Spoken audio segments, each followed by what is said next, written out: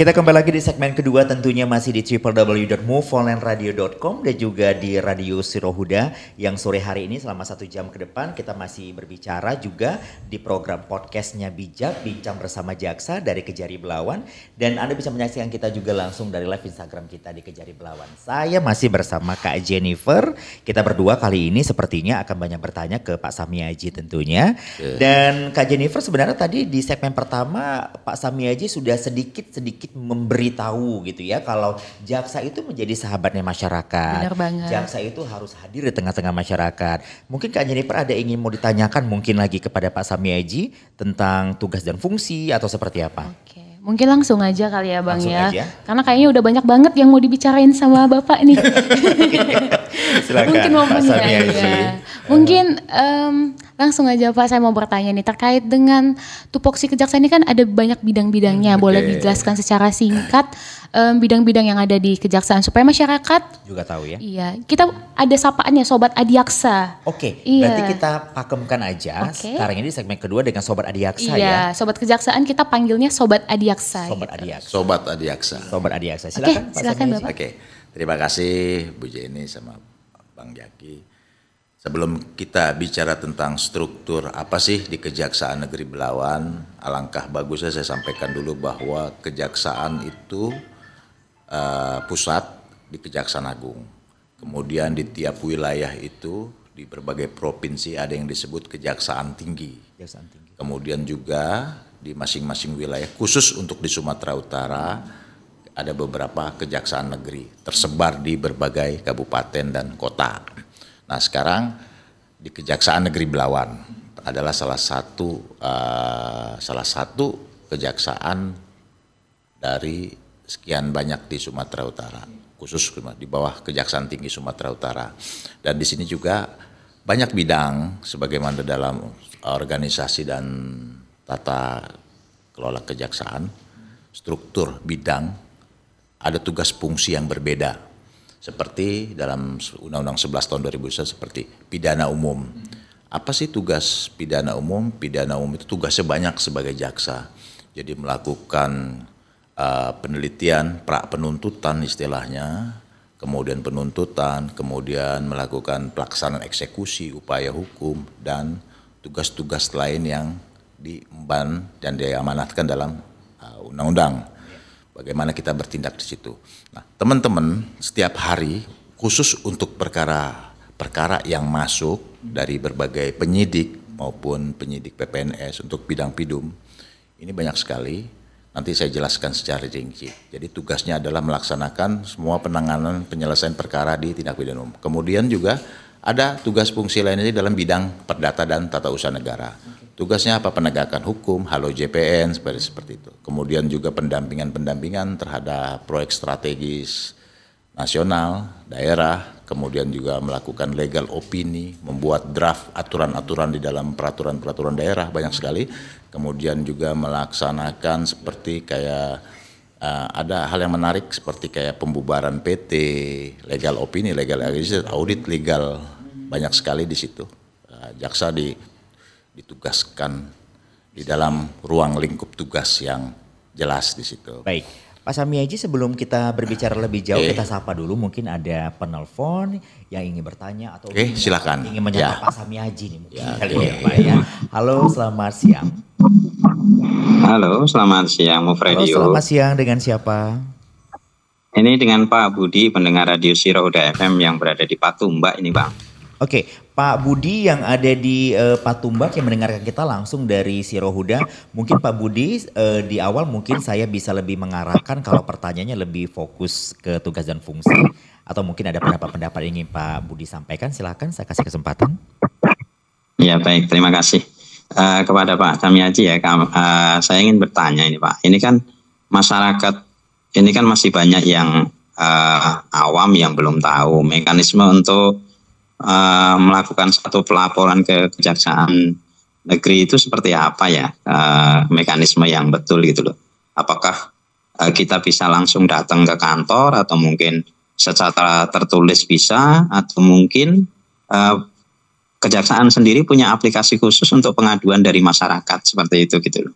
Karena di masa era digital sekarang ini kan banyak sekali kejahatan-kejahatan digital ya, dalam tanda kutip ya, yang mungkin itu bisa masuk ke ranah di bidang kejaksaan gitu. Jadi mekanismenya itu sebenarnya seperti apa yang mudah supaya masyarakat itu tidak bingung untuk melaporkan satu kasus ke kejaksaan itu sendiri gitu Pak. Mungkin itu pertanyaan saya. Terima Bapak. kasih, Terima Pak kasih Budi. atas jawabannya. Baik, Pak Budi ini adalah pendengar setia selalu di Move Radio, Pak Samiaji dan Kak Jennifer. Tapi sebenarnya ini cukup baik ya pertanyaannya. Seperti yang Pak Samiaji katakan tadi, Kak Jennifer di awal bahwasanya hadirnya kejaksaan di tengah masyarakat. Betul. Kali ini kita coba berbicara masalah kolaborasi dengan tingginya aplikasi atau juga teknologi yang hadir. Apakah bisa tetap terus hadir di tengah masyarakat seperti itu kali Ya, Pak Samiaji betul. ya? Silakan Pak Samiaji. Betul. Terima kasih Pak Budi, pemirsa setia yang hadir pada acara podcast Bijak. Pak Budi, selamat siang Pak Budi. Jadi terkait ke pertanyaan Pak Budi, bagaimana sih mekanismenya kami untuk bisa mudah dalam menyampaikan satu pelaporan. Memang di kita ini ada beberapa program Pak, seperti dari bidang masing-masing. Bagaimana kita kecepatan di dalam membuat laporan yang betul disertai dengan analisa yang pas, apa segalanya. Di situ coba kita dalam Halo JPN, dalam pelayanan hukum, kita coba hadir di masyarakat. Nah, bagaimana untuk kecepatan di dalam membuat laporan? Kita ada namanya istilahnya span lapor. Span lapor. Mungkin dalam tagline apa sudah kita sampaikan bagaimana mekanisme pelaporannya. Nanti bisa kita tahu nanti nomor Pak Budi biar kita nanti komunikasi secara langsung. Jadi biasanya pelapor melaporkan, kemudian dengan dasar identitas laporan secara jelas, ya apa yang dilaporkan, siapa, di mana, bagaimana, apa yang dilaporkan, bagaimana. Jadi kami juga di sini jaksa sesuai dengan tugasnya nanti dengan kita bentuk tim. Apa sih isi laporan itu? Laporan itu nanti kita analisa, kita telah, kemudian baru kita tentukan ini masuk di ruang lingkup kewenangan kita atau ada kewenangan lain dari lembaga lain. Kalau memang masuk di ruang lingkup kewenangan kita lakukan telaah kajian bentuk tim, kemudian baru kita diskusi sama siapa, sama pelapor. Kemudian kalau memang ada bukti-bukti akurat, baru kita telaah secepat mungkin Pak. Jadi kita juga membatasi pelaporan yang bagaimana. Harus ada filterisasi juga kali ya Pak Ya, Samiaji. jadi pelaporan yang bijak tentu ada beberapa hal, identitasnya harus kita tahu. Tapi di situ juga harus kita rahasiakan Pak. Oke, jadi sampai apa yang dilaporkan kepada siapa dan bagaimana. Nah, di situ nanti kita lebih serius lagi setelah mekanisme bentuk pelaporan gimana, kita diskusi via telepon, kita yang mendatangi mereka, di mana Bapak tempat tinggalnya, biar enak. Nah, kita diskusi. Apa yang mau dilaporkan? Apakah kasus pidana ataukah kita pelapor ingin menanyakan tentang permasalahan. Biasanya kalau dalam kemasyarakatan, masalah keperdataan, masalah tanah, seperti itu. Atau masalah pidana, atau mau lapor atau seperti apa, gitu. Nah, disitulah peran kita hadir, proaktif. Proaktif ya Pak. Gitu. Artinya kita nggak mempersulit dalam bentuk regulasi, birokrasi ini. Bapak pelapor, identitas jelas, melaporkan, kita bergerak. Siap. Gitu Pak. Tapi saya ingin Kak Jennifer bisa menambahkan kali ya Kak Jennifer ya sedikit seperti apa sebenarnya masyarakat itu bisa lebih aktif lagi sebenarnya tanpa ada batasan seperti Pak Samiaji katakan bahwasanya proaktif itu sendiri. Sebenarnya apa sih yang bisa lakukan masyarakat lagi untuk laporannya itu bisa lebih cepat disampaikan kepada pihak kejaksaan sendiri? Sebenarnya untuk masyarakat bisa touch langsung ke kita Touch itu langsung? Itu semua layanan kita ada di Instagram kita. Nah, itu dia. Nah, jadi ada misalnya nih, aku nggak tahu nih mau lapornya gimana, hotline-nya, segala layanan itu ada di sosial media kita di Instagram. Seperti yang tadi Pak Kajari bilang, ini dalam klasifikasinya gimana nih, aduan kah atau konsultasi kah? Nah, konsultasi ada bidangnya yang lain. Masyarakat bisa langsung datang kalau bingung atau mungkin gak ada telepon nih, bisa datang langsung ke kantor. Karena untuk masalah-masalah keperdataan kita punya JPN terbaik di bidangnya di Kejaksaan Negeri Belawan, bisa konsultasi langsung gitu Bang. Pinter ya Pak Samiaji, Kak Jennifer ya. Tapi sebenarnya benar yang dikatakan Kak Jennifer tadi, sebenarnya kita kaitkan dengan teknologi yang sekarang juga orang sedikit-sedikit sosial media ya. Sedikit-sedikit sosial media. Betul. Jadi bisa dimanfaatkan yang namanya Instagram Kejari Belawan itu sendiri. Kira-kira keperluannya apa, seperti apa. Nanti pihak admin juga akan mengarahkan sebenarnya Kak Jennifer. Kalau bingung-bingung DM aja langsung, nanti kan DM bakal aja langsung. diarahkan. Iya. Oh DM juga bakal diarahkan ya? Akan diarahkan, oh hubungin hotline untuk ini, begitu. Oke, baik, kita coba lagi ajak masyarakat yang mungkin seperti pada program kita kali ini namanya program bijak ini untuk bisa bertanya lagi ke Pak Samiaji ya. Di 0813 itu akan bisa Anda pergunakan 5235 103 kali yang mendengarkan kita langsung dari Move Radio dan juga dari Radio Siro Huda dan juga yang menyaksikan kita langsung dari live Instagram kita dari Kejari Belawan. Baik, kalau nanti pertanyaannya ada masuk mungkin bisa diinformasikan ke kita dan nanti pertanyaan juga bisa kita terima, yang bertanya langsung melalui live Instagram juga boleh bertanya. Baik Pak Samiaji, kalau tadi kita berbicara lagi ya Kak Jennifer ya bahwasanya sebenarnya banyak hal sebenarnya sudah dilakukan. Tadi sedikit-sedikit mungkin sudah hampir banyak juga sebenarnya Pak Samiaji katakan tugas dan fungsinya. Betul. Terus juga sebenarnya ada produk-produk apa aja sih yang lebih dekat ke masyarakat yang bisa dilakukan atau juga dikerjakan secara proaktif oleh pihak kejaksaan. Kira-kira apa lagi nih Pak Samiaji yang membuat masyarakat yang tidak tahu ini jadi lebih tahu? Ya, jadi tadi sudah saya sampaikan bahwa dalam masing-masing bidang memiliki tugas, fungsi, dan pelaksanaan sesuai dengan standar prosedur SOP masing-masing.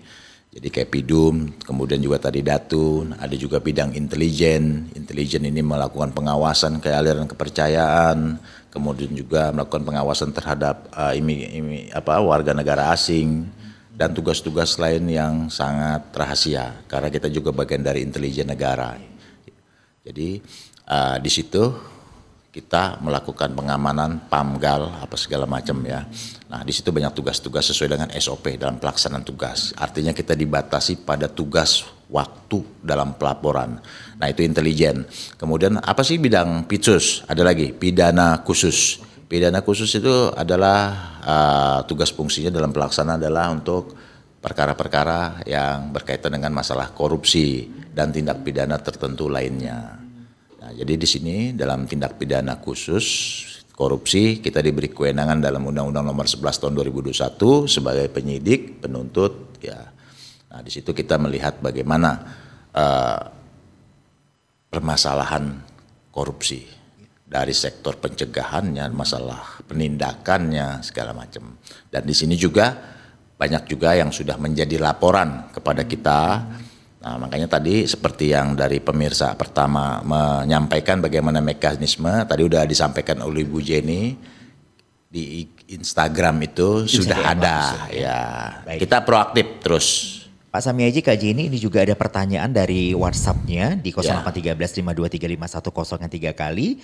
Mas Zaki, untuk wilayah tugas Kejari Belawan ini di mana aja? Mungkin kalau ini saya tanya ke Kak Jenny kali ya. Bisa Bu Jenny. Ya. Setuju ya Pak Samiaji ya? Setuju Silakan saya. Kak Jenny. Ini pertanyaan dari Irwan yang ada di Bandar Kalipah Ujung. Untuk wilayah kerjanya sendiri nih sebenarnya kita nih sedikit wilayah abu-abu ya dengan Medan iya kan? Artinya ada di Medan juga dong? Iya kan, Medan Belawan termasuk iya, Medan kan ya? Betul. Jadi Medan Belawan ini termasuk juga ke bagian Medan Labuhan, Belawan, kemudian Labuhan Deli. Labuhan Deli? Iya. Itu termasuk? Termasuk juga. Bandar Khalifah Ujung ini apakah termasuk wilayah Kejari juga, Belawan? Bandar Khalifah. Bandar Khalifah daerah mana ya? Baru pindah. Deli Serdang. Deli Serdang Bandar Khalifah. Nah, ini tergantung ya. Kita lihat bisa juga masuk ke bagian daerah Deli Serdang. Karena kan ada juga Kejari Deli Serdang. Oke, baik.